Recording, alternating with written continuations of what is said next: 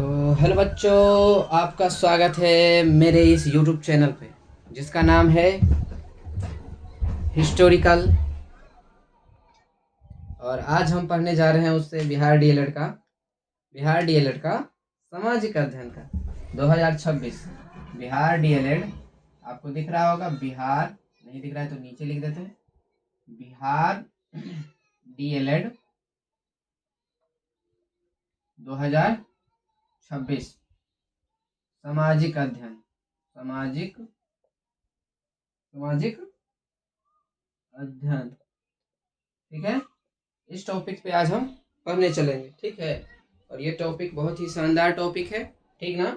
तो आज हम इसका शुरुआत करते हैं। क्वेश्चन नंबर 66 कहता है, ठीक ना। 66 नंबर क्वेश्चन, 66 नंबर क्वेश्चन कहता है कि भूमि जो एक या एक से कम कृषि, भूमि जो एक या एक से कम कृषि वर्ष के लिए खेती के कृषि वर्ष के खेती के बिना छोड़ी जाती है।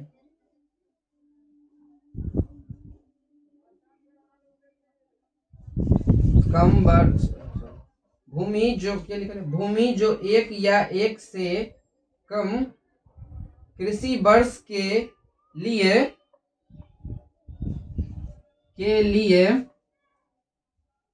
खेती के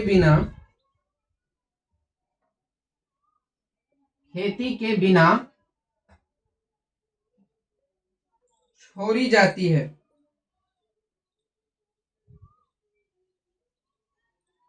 उसे के रूप में जाना जाता है।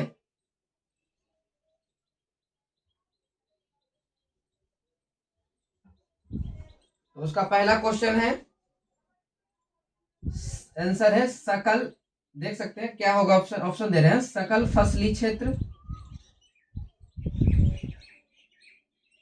दूसरा है कृषि योग्य बंजर भूमि, कृषि योग्य बंजर भूमि। तीसरा है वर्तमान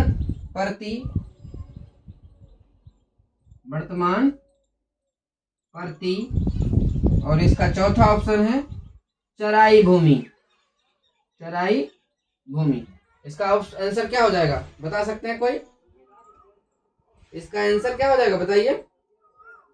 तो इसका आंसर हो जाएगा, कहता है कि वह भूमि जो एक या एक से कम कृषि वर्ष के लिए खेत को पड़ती या कृषि परित छोड़ दी जाती है, उसे क्या कहते हैं?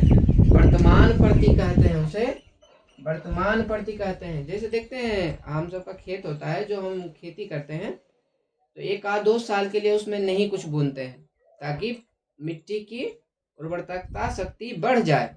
इसीलिए उसे एक आध साल के लिए छोड़ दिया जाता है, ताकि और बढ़िया हो जाए, उसमें हो फसल, ठीक ना।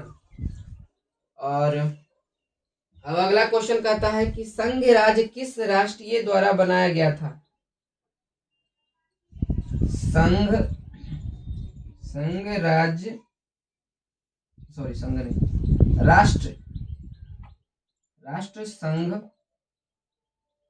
राष्ट्र संघ किस संधि द्वारा बनाया गया था? किस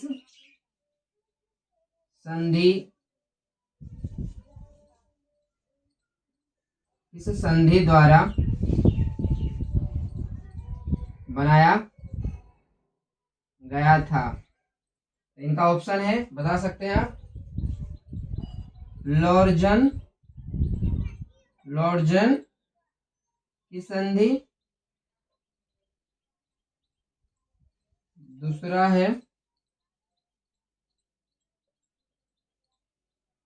गेंट की संधि, तीसरा है बार्साडीह की संधि,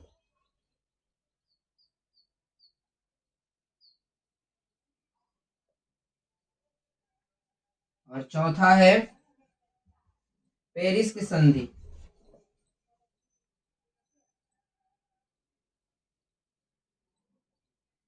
मैं कहता है कि राष्ट्र संघ किस संधि द्वारा बनाया गया था?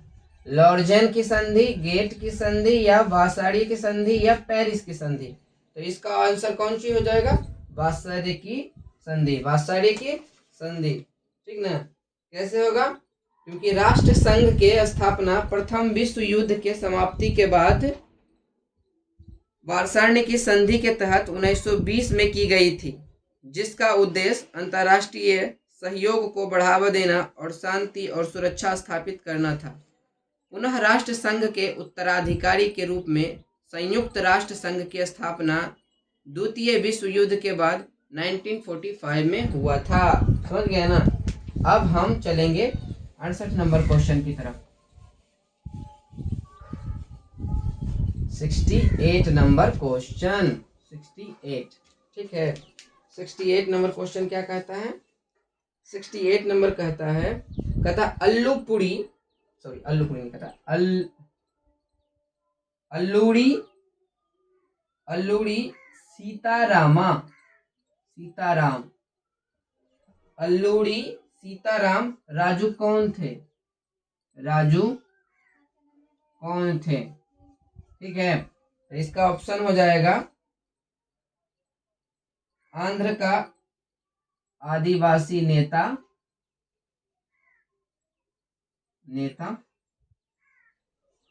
दूसरा हो जाएगा वन अधिकारी, तीसरा हो जाएगा संत, और चौथा हो जाएंगे उग्रवादी। और कहता है कि अल्लूरी सीताराम राजू कौन थे? तो वो कौन थे? आंध्र का आदिवासी थे। कौन थे वो? आंध्र का आदिवासी नेता थे। कौन थे? आंध्र का आदिवासी नेता थे, ठीक ना। समझ रहे हैं ना बात को? ये 68 नंबर है जी, 67 लिख दिया, 67 तो हो गया ना। कहता अल्लूरी सीताराम राज्य आंध्र प्रदेश का एक आदिवासी नेता थे। उन्होंने पूर्व घाट क्षेत्र में एक गुल्लेरी अभियान का नेतृत्व किया और ब्रिटिश सरकार के दमनकारी वन कानूनों और नीतियों के खिलाफ आदिवासी लोगों को एकजुट कर लड़ाई लड़ने लगे। ठीक है, अब हम चलेंगे 69 क्वेश्चन पे। इसके साथ हम इसका व्याख्या भी जानते चलेंगे, तो बहुत अच्छा रहेगा। ध्यान से सुनिए। जरूरी नहीं है कि लाइक और सब्सक्राइब कीजिए, कोई जरूरी नहीं है, सिर्फ देखिए आप, और बाकी अपने दोस्तों को भी भेजिए, कोई दिक्कत नहीं है। अगला क्वेश्चन है भोपाल त्रासदी भोपाल त्रासदी में किस गैस का रिसाव हुआ था? किस गैस का रिसाव हुआ? ये तो बहुत अच्छा क्वेश्चन है जी, क्योंकि इस बार समय रैना भी अपना एक शो में बोल दिया है कि कहाँ हुआ था। भोपाल वाला बोला था ना कुछ। कार्बन मोनोऑक्साइड, ऑप्शन दे रहे हैं, कार्बन मोनोऑक्साइड,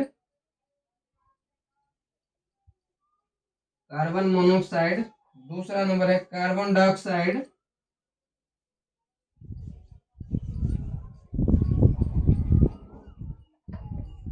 तीसरा है सल्फर डाइऑक्साइड,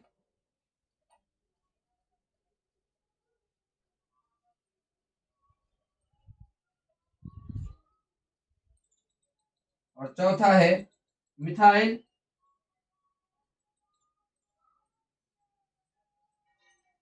आइसोसाइनाइड। इसका ऑप्शन यही हो जाएगा, मिथाइल आइसोसाइनाइड, क्योंकि कार्बन मोनोऑक्साइड तो नहीं था, कार्बन डाइऑक्साइड तो हम हर जगह रखते हैं, सल्फर डाइऑक्साइड नहीं था, ठीक ना। इसका ऑप्शन यही हो जाएगा, मिथाइल ऑक्साइड। कहता है बहुत सारे लोगों को 1984 में यह हुआ था। कब रिसाव हुआ था? 1984 में रिसाव ये हुआ था, भोपाल वाला, ठीक ना। इसमें बहुत सारे लोग क्या हुए थे? मारे गए थे। उसको क्या कहते हैं? MIC नामक से जाना जाता है। मिथाइल ऑक्साइड को MIC के नाम से भी जाना जाता है, ठीक ना। ठीक है, अगला क्वेश्चन चलेंगे हम 70 नंबर। इसका व्याख्या करते भी चलेंगे, ऐसे नहीं कि सिर्फ आपको हम ऐसे ही बुड़बक बना देंगे। 70 नंबर क्वेश्चन की ओर हम चलते हैं और हम साफ से बता रहे हैं कि ये प्रीवियस ईयर क्वेश्चन का है, ठीक ना। बिहार डीएलएड का प्रीवियस ईयर क्वेश्चन ही हम बता रहे हैं, ना कि कहीं और हम ला रहे हैं, ठीक ना।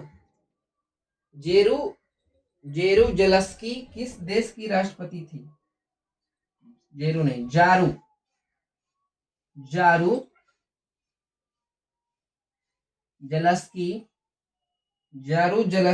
किस देश की राष्ट्रपति थे? किस देश की राष्ट्रपति थे?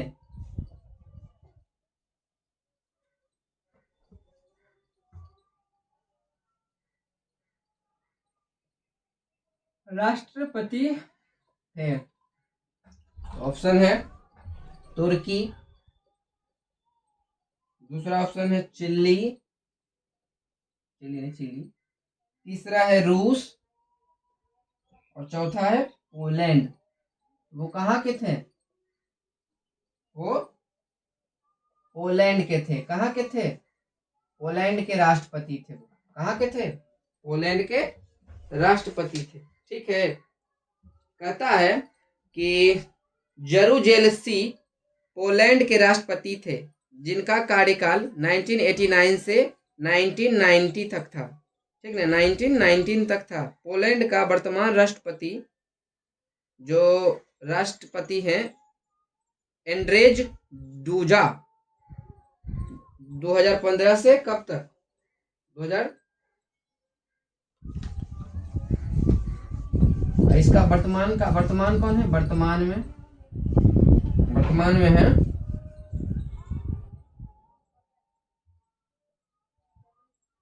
एंड्रेज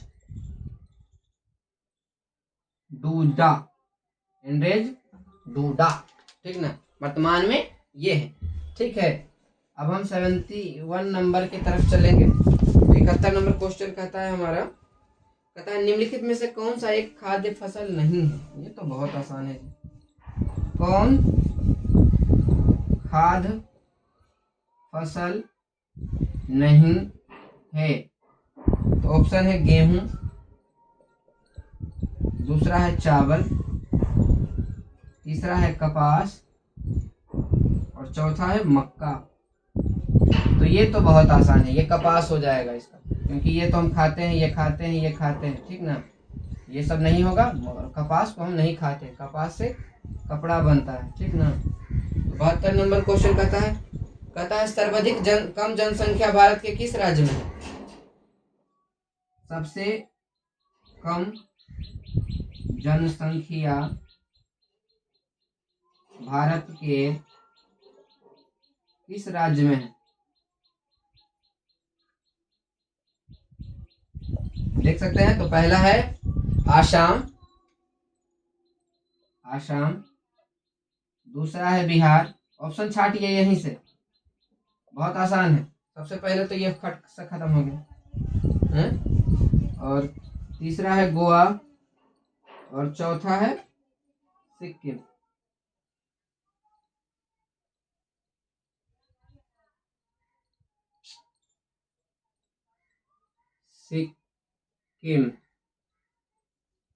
सिक्किम, ठीक ना, चौथा है सिक्किम। तो ऑप्शन यही सही होगा, सिक्किम में ही सबसे कम जनसंख्या है, बाकी जगह बहुत सारे जनसंख्या है, ठीक ना, समझ सकते हैं। और सिक्किम का जनसंख्या क्या है? सबसे अधिक तो हमारा पड़ोसी बिहार का पड़ोसी तो उत्तर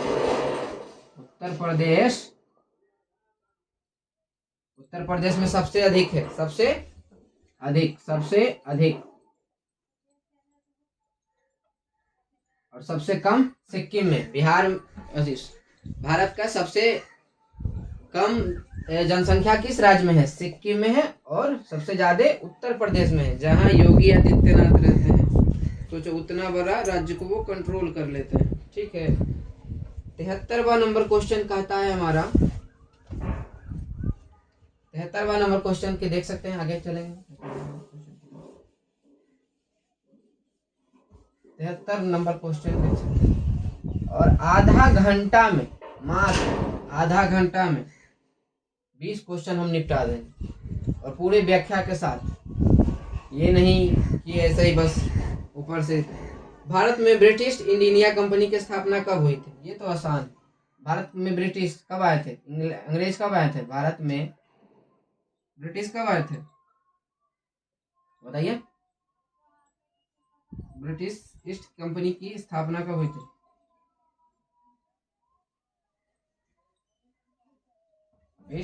ब्रिटिश ईस्ट इंडिया कंपनी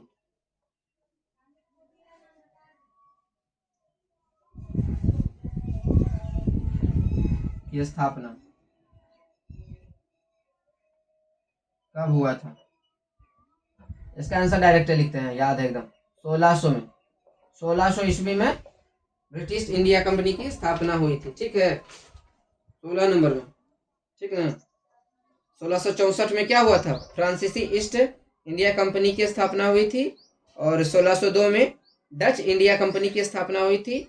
और 1498 में पुर्तगाली ईस्ट इंडिया कंपनी की स्थापना हुई थी। ठीक है, देखिए 1664 में क्या हुआ था? 1664 में क्या हुआ था?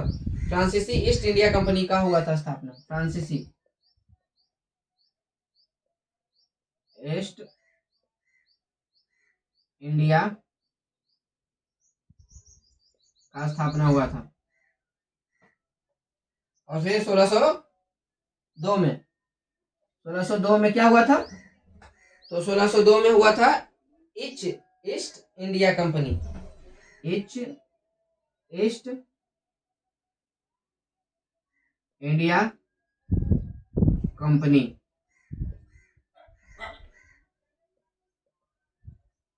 की स्थापना हुई थी। ठीक है, 74 नंबर है। 74 नंबर देख सकते हैं। 74 नंबर क्वेश्चन बहुत ही आसान क्वेश्चन है। 74 नंबर कहता है कि G77 की स्थापना कब हुआ था? आप डायरेक्ट ऑप्शन नहीं देंगे, डायरेक्ट लिखने चलेंगे। G77 की स्थापना कब हुआ था? तो G77 की स्थापना 1964 में हुआ था। 1964 में हुआ था। कब हुआ था? 1964 में। ठीक ना। इसका उद्देश्य क्या था? अपने सदस्य समूह को हितों को बढ़ावा देना। ठीक ना, इसका क्या काम था? अपने सदस्य के हितों को बढ़ावा देना। ठीक है, 75 नंबर क्वेश्चन कहता है गंडक नदी को नेपाल में किस नाम से जाना जाता है? गंडक नदी को नेपाल में किस नदी के नाम से जाना जाता है? किस नदी के नाम से जाना जाता है?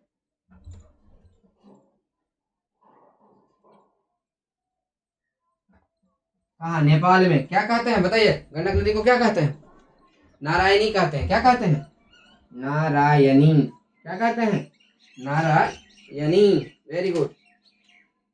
क्या कहते हैं? नारायणी।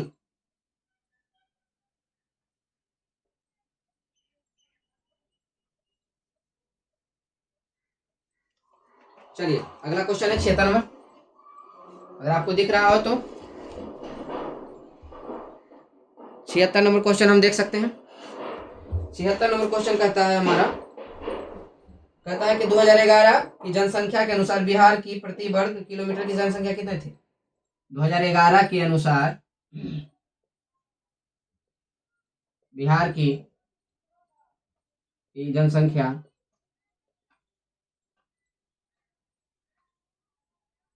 जनसंख्या प्रति वर्ग किलोमीटर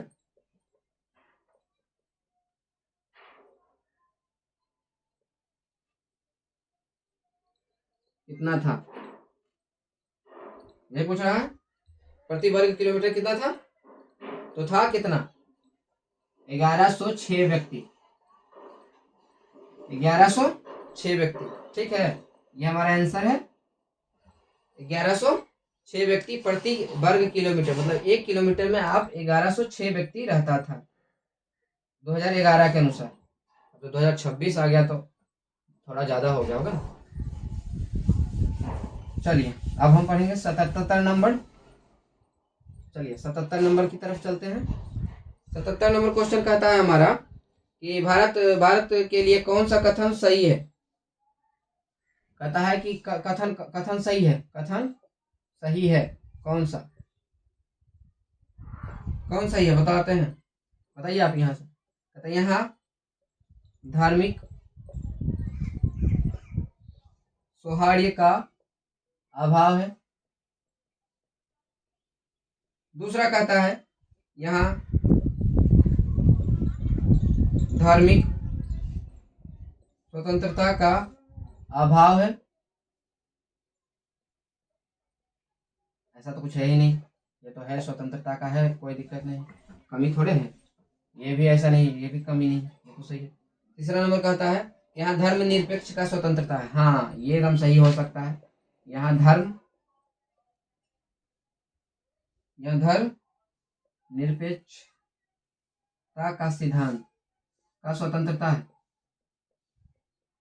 यहाँ धर्म निरपेक्षता का स्वतंत्रता है, ठीक ना, ये सही हो सकता है। अभी हम चौथा भी देख लेते हैं, शायद वो नहीं हो। यहाँ धर्म की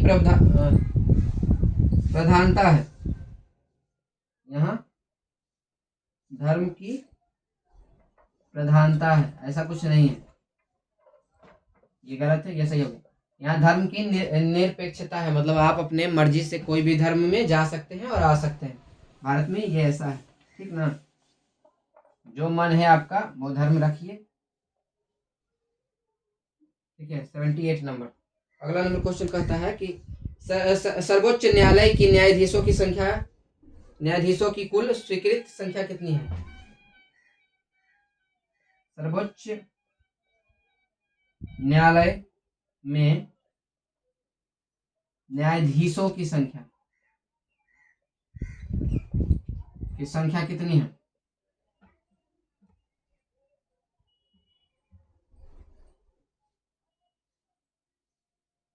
धीशों की कुल स्वीकृत संख्या है, ठीक है। देखिए स्वीकृत संख्या क्या है, कितना है, 34 है। कितना है, 34। 79 नंबर कहता है राणा प्रताप सागर बांध अवस्थित है। राणा प्रताप सागर बांध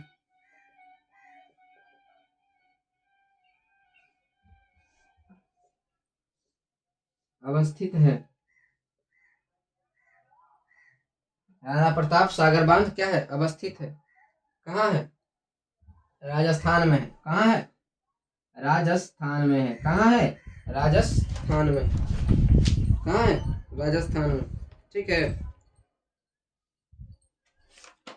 अगला क्वेश्चन का था 79 नंबर, 80 सॉरी 79 बात 80। अगला नंबर 80 नंबर क्वेश्चन हम देखेंगे। तो अगला नंबर क्वेश्चन हम देख सकते हैं। अगला नंबर कहता है आधुनिक युग में प्रत्यक्ष लोकतंत्र कहाँ है। आधुनिक युग में प्रत्यक्ष लोकतंत्र कहाँ है। प्रत्यक्ष लोकतंत्र कहाँ है। आधुनिक युग में प्रत्यक्ष लोकतंत्र कहाँ है, बता सकते हैं। तो कहाँ है, स्विट्जरलैंड में। कहाँ, स्विट्जरलैंड में। कहाँ है, स्विट्जरलैंड में।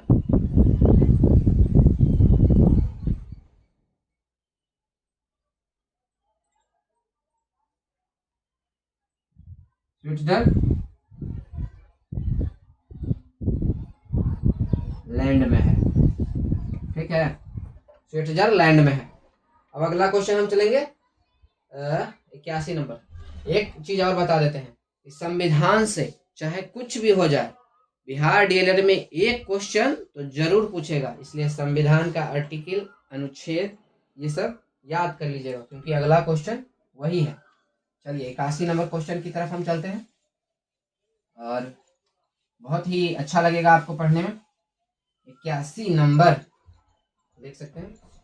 81 नंबर क्वेश्चन कहता है संविधान के अनुच्छेद 48A का संबंध किससे है? 48A का संबंध अनुच्छेद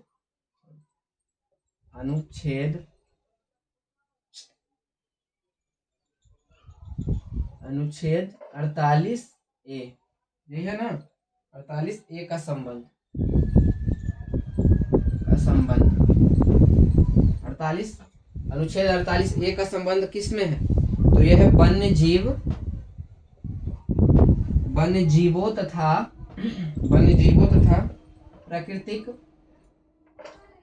तथा प्राकृतिक संसाधनों के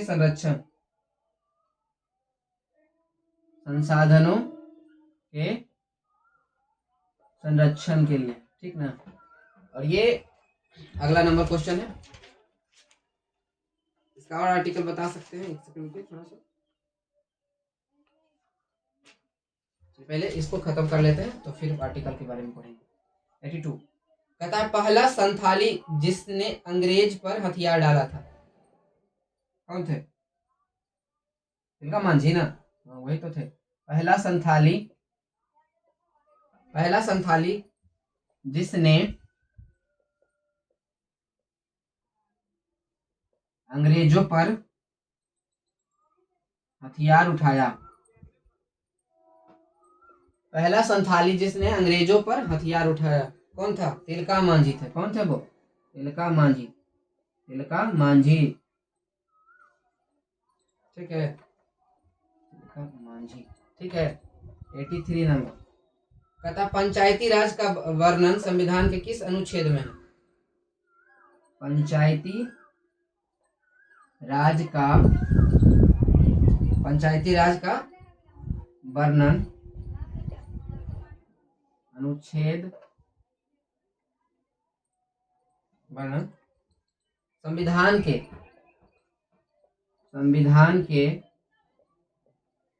किस अनुच्छेद में है?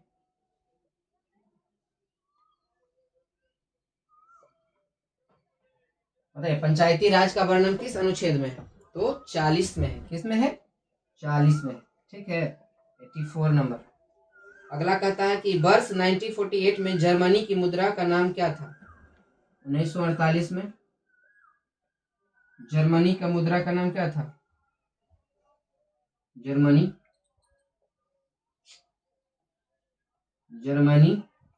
के मुद्रा का नाम क्या था? बताइए। 1948 में जर्मनी के मुद्रा का नाम क्या था? तो नाम था डाइचे मार्क। क्या नाम था? डाइचे मार्क। क्या था? डाइचे मार्क, ठीक है। और अभी क्या है?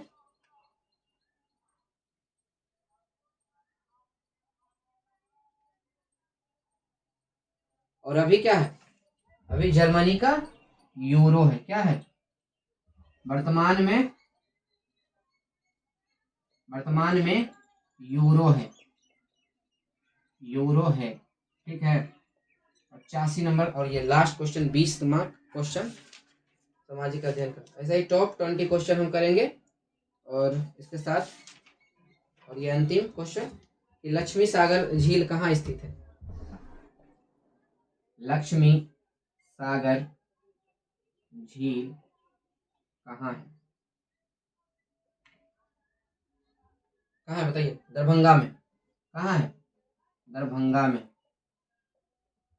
ठीक है। इसी तरह ये 20 टॉप 20 क्वेश्चन खत्म हो गया। फिर हम कल फिर टॉप 20 क्वेश्चन लाएंगे, 20 क्वेश्चन ही लाएंगे। और अब हम कहने जा रहे हैं लास्ट में कि हम लाइव भी पढ़ा सकते हैं, बट आप हम सबको सपोर्ट कीजिए। कम से कम लाइव इतना तो सब्सक्राइबर हो जाए तब तो लाइव खुले। और तो फिर शुरू करते हैं फिर, ठीक है। और सॉरी हो गया है। और फिर आप इसी की तरह पढ़िए और फिर हम फिर कल इसी तरह से फिर मिलेंगे। धन्यवाद।